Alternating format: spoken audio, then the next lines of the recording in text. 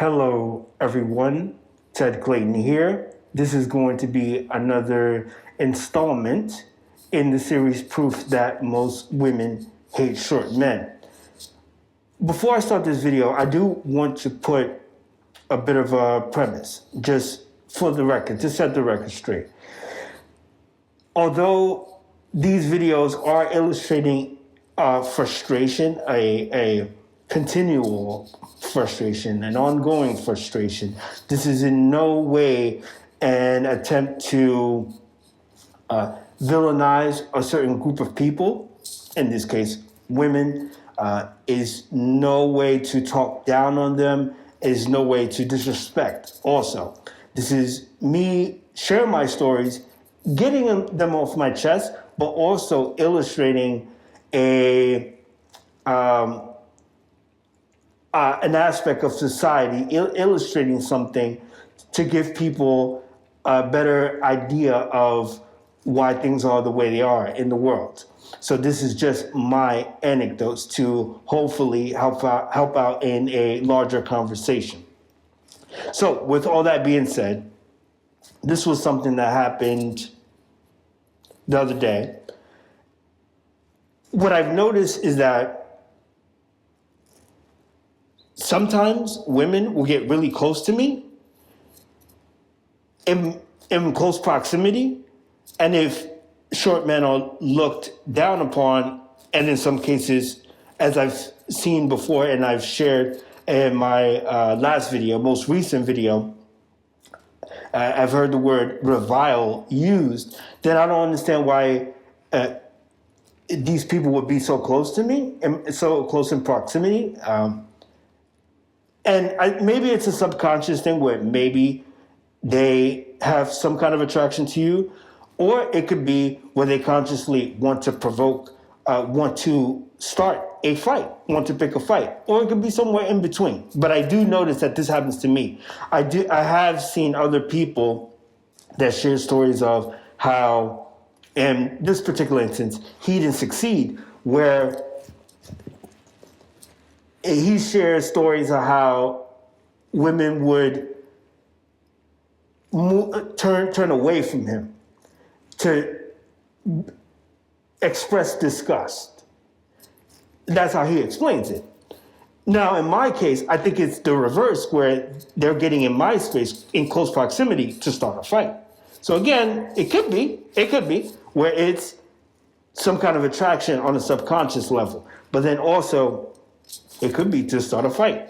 And I get into this where I illustrated, and again, in a previous video, that I believe the negativity towards short men is, in essence, misandry, of a way of women, modern women, wanting to let out their misandry. So what happens is, and when you look at it from this framework, this theory of minds, all men, in essence, are being objectified.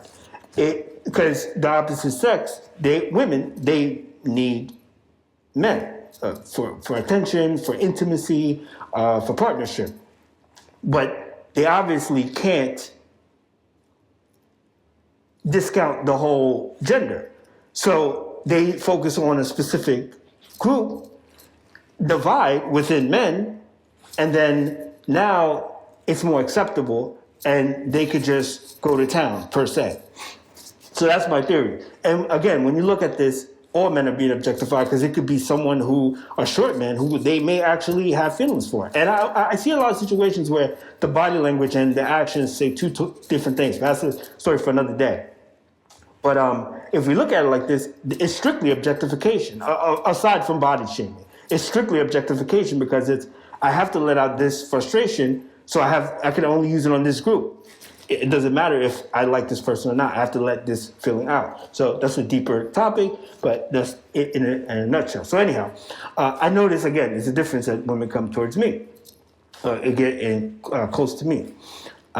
So I'm coming from Jersey. I'm coming from Hoboken into the city. I take the New Jersey Transit, the bus. This has to be approaching noon.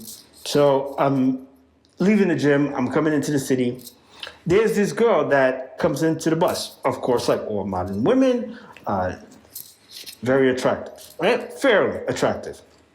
She comes in the bus. I couldn't tell her ethnicity. I would have to say she's African American, but very light skinned. So I'm gonna go with African American, black, but very, very light skinned. And she had really curly hair. So she comes in. I'm sitting towards the front of the bus. So you know how as closer you get to the front of the bus, there's the rows of seats that face each other, and then all the other ones are in rows, right? They're perpendicular and they're in rows. You guys understand what I'm saying? Okay. I was sitting on the first seat that is perpendicular to the ones facing each other. So this girl sits right behind me. Now, I was, from when I got on the bus, which was not long before her, to that point, I was thinking in my head, just calculating in my head, there has to be more space in the bus, which there was, but I'll get to that in a moment. There has to be more space. Now, what I did was which I know would be frowned upon.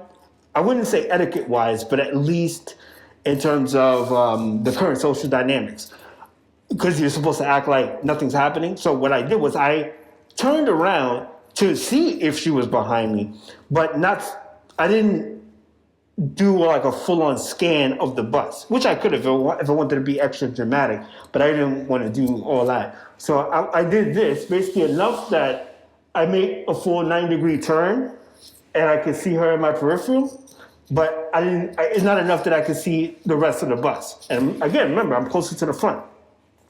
So I see her there, and again, this is frowned upon because you're just not supposed to say anything when a modern woman does anything. You're supposed to deal with it, just roll with it. But I don't do that. So I'm at least signaling I'm concerned for my safety. So, I just want to see if she's actually behind me. So that was that.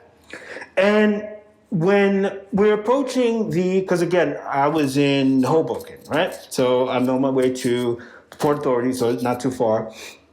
We're approaching the last stop, New York.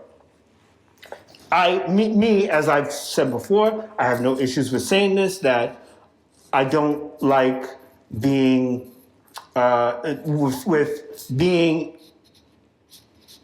not being tall, I do get anxious in society around people. I can control it, but it's something that does happen, so sometimes I have to remove myself. In this case, right before we got to the last stop, I got up and went to the back exit, just waited. I was anxious. I was anxious to get out of that bus. And, I'm not looking like a spurg or anything like that, but I think people would notice how dramatic I was. And I think most people could kind of, put the pieces together where short man, modern woman, more than likely, she's not checking for him. He's probably, not comfortable, right? And I make it known. So again, I'm signaling out because a lot of these things that happen are really under the radar. So I get up, and for anybody who takes the New Jersey Transit, you probably know how people are looking at this. Because normally people wait until they get to the last stop to get up and then depart from the bus. I didn't wait. I waited as soon as we got off the Holland Tunnel. I think that's the Holland Tunnel or the Lincoln Tunnel. But anyway, as soon as we got to New York, as soon as we left the tunnel and there was light, I got up and was right there waiting by the back door to leave the bus. And again, I'm being animated, but also I just wasn't. I don't like that. So okay, I get up, and then what I notice is as I'm getting up, before I walk to the back of the back door, she's like putting gel on her hair or something, or putting oil. I don't know, but I saw her head was down, and she's just rubbing her hair, and she's doing this right behind me. So this is what I'm saying. Where, excuse me for getting a little bit excited about this, but I can't help but the absurdity or the how just strange that is. How offended I am. I'm going to say it. How offended I am. Where, and the disrespect. Where, anyhow, I don't know. One, it's this person probably didn't get up early. They probably just woke up and just got on the bus. So that's already showing me that there's someone that's not prepared. And then I don't know what I don't, you're getting all kind of chemicals, putting it all in the air, and it's all behind me. I don't know if they have dandruff. I don't know if they have any kind of other conditions, whatever the case may be. And then they're doing that right behind me. Again, that's indirectly saying, yeah, this guy, he's nothing. I'm going to do this just right behind him. That's what that puts out there. Would they have done that around another person? Probably not. But, those are, not only is it being disrespectful, but it does send off that signal too. Because, again, people have this perception of short men. So it's, oh, she's just gonna, fix up her hair, just shake up her hair just right behind this guy. And when I go to the back of the bus, when I go to the back car, I look and there were more than enough seats for her to sit. And there was some other people that got on the bus, and there was this other girl that got on the bus right after her. And I looked at her, again, around the same age. I would say they were both in like early, maybe mid to late 20s. And I could be, again, projecting this, but I think we didn't make eye contact, but I think they probably knew I was looking at them, and they knew what I was thinking, which is, why is she behind me? And she kind of had a little smile on her face, but again, I could just be totally projecting onto someone. But what's most important is that there was way more than enough space behind, in the bus for her not to sit right behind me. And she had time because other people came on the bus after her. And what she started doing, she started hooking up her hair, started shaking up her hair right behind me. So, look, I see, I don't really want to get too deep into it. I don't want to take these things personally. I mean, it is personal because it's happened to you, but I don't want to take it personal where I want to start to have take it out on people or anything like that. I just remove myself, and if need be, I'll respond accordingly. Again, respond accordingly. But other than that, it's just more of leave that kind of individual alone, because you see how they're operating. That's destined for self-destruction, for just that, just being like that, and just me just even engaging with someone like that. That's a detriment to me. So I'm not even going to engage in that just from that perspective.